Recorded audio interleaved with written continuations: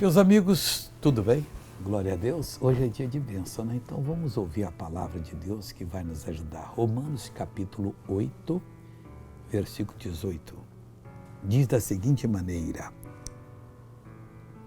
porque tenho para mim, por certo, que as aflições desse tempo presente não são para comparar com a glória que em nós há de ser revelada. Então você é de Deus. Um irmão em Cristo, talvez até entre aspas, não sei, ou um ímpio, levantou um falso contra você. E você está amuado, chateado. Isso é aflição, meu irmão, nesse tempo. Todos que são do Senhor padecerão perseguições. Mas não se compara o que você está passando com a glória que lhe está reservada. Então não troque essa glória por nada. Não. Deus vai ter que pesar a mão. Isso é demais. Jesus sofreu muito mais, ainda orou: Pai, perdoa-lhes que eles não sabem o que fazem. Faça isso.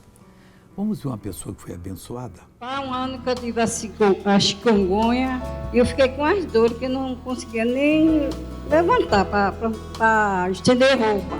Mas agora... Oh, que coisa bonita! Agora eu quero orar com você. Querido Deus, eu estou entrando em nome de Jesus numa batalha em favor dessa pessoa. Eu estou orando agora para todo mal que perturba essa vida cair por terra. E vai cair, Pai. Porque eu sou teu. E eu tenho esse ministério. E eu ordeno agora a aflição que está no coração dessa pessoa, saia, vá embora, em nome de Jesus. E você diz amém.